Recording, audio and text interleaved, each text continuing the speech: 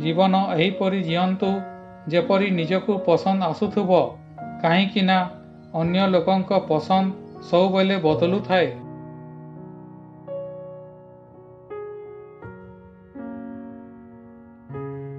काहापाई समर्पण करिबा कठिन नुहे, कठिन तो यह होई थाए कि एपरि व्यक्ति को खोजिबा जिए आपणक समर्पण को बुझी पारुथुबो।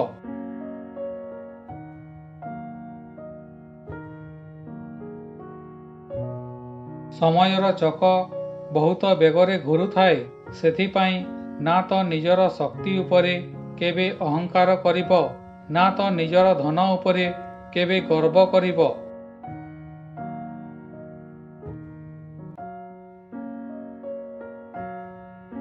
बहुत भल लागुथिला संपर्क को जोड़िकी रखिबा, किंतु सतत सेतेबेले जानिली जेउ समयरे मते लोकंक दरकार थिला ओ मु निजकु एका पाइली।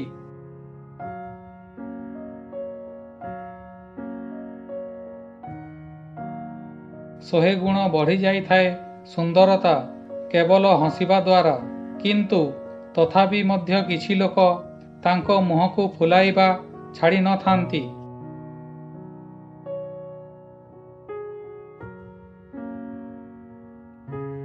मनीष सबुठारु अधिक दुख सेमानंको ठारु पाई थाए जहाकु से अधिक भल पाई थाए।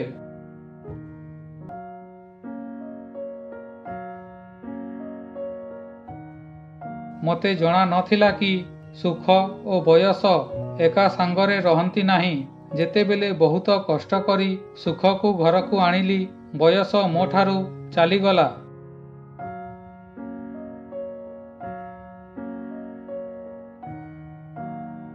लोक मते पसंद करंतु कि न करंतु मु भाबिबा छाड़ी देइछि। मते निजकु पसंद करिबाकु बहुत समय लागि जाइछि। एबे आउ अन्य को बुझाइबा पाई मो पाखरे समय नाही।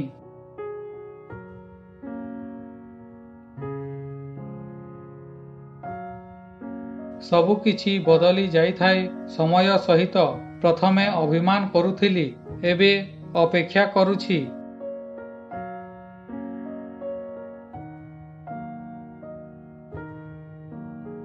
जीवन केबे हेले आमको कंदाई न थाए, कंदाई तो सिए थाए जाको कि आमे जीवन बोली भावी थाऊ।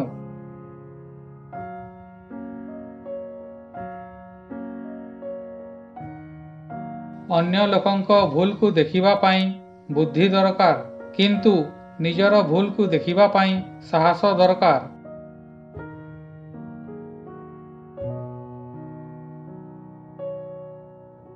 राग समय रे लोक बोका कथा कहिबा सहित सत कथा मध्य कहि देई थांती।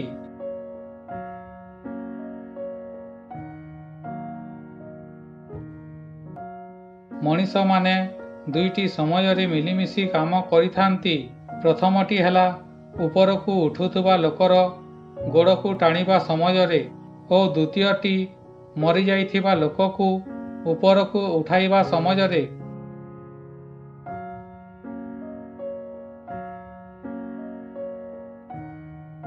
मनीष ता जीवन रे केतोटी कथा सेतेबेल पर्यंत बुझी पारि न थाए जेतेबेल पर्यंत ताहा ता जीवन रे न घटी थाए।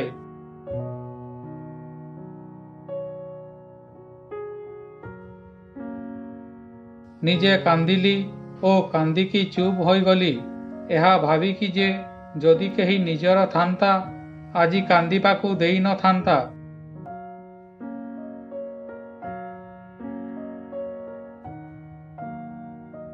स्वर्ग और नरक केवल आमर गोटिए भावना अटे। मनुष्य निज कर्मर फल एही पृथ्वी रे पाई थाए।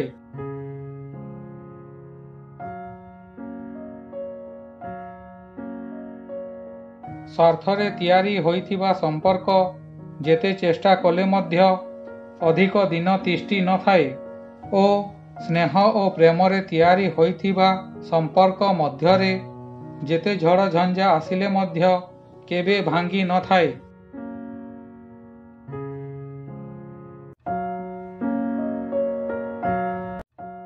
କପଡ଼ା ଓ ଚେହେରା ସବୁବେଳେ ମିଛ କହିଥାଏ। ମଣିଷର ସତତ ସମୟ କହିଥାଏ।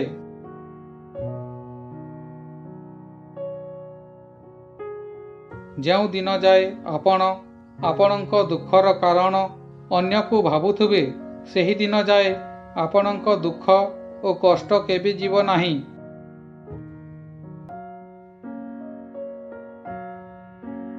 ଆପଣ ନିଜ ଲକ୍ଷ୍ୟ ନିଜେ ସ୍ଥିର କରନ୍ତୁ, କାହିଁକି ନା ଆପଣଙ୍କୁ ଆପଣଙ୍କ ଠାରୁ ଆଉ କେହି ଭଲରେ ଜାଣି ନାହାନ୍ତି।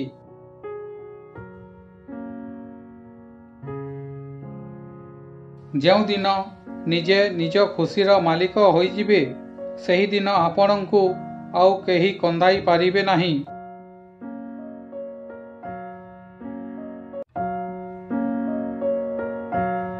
ଅପମାନକୁ ଶୁଣି ନିଜ ଲକ୍ଷ୍ୟ ପରିବର୍ତ୍ତନ କରନ୍ତୁ ନାହିଁ।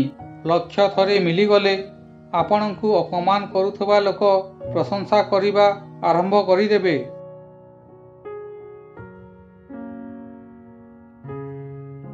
କାହାକୁ ଏତେ ଅଧିକାର ଦିଅନ୍ତୁ ନାହିଁ କି ସେ ତୁମଠାରୁ ତୁମ ସୁଖକୁ ଛଡ଼ାଇ ନେଇ ପାରିବ।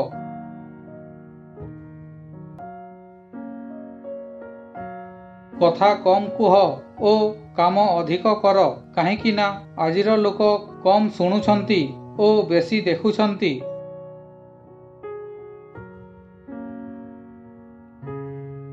ଆଜିର ଦୁନିଆର ସତ ଏହା କି ଆପଣ ଟଙ୍କା ଯୋଡ଼ନ୍ତୁ, ସମ୍ପର୍କ ଆପେ ଆପେ ଆପଣଙ୍କ ସହିତ ଯୋଡ଼ି ହୋଇଯିବ।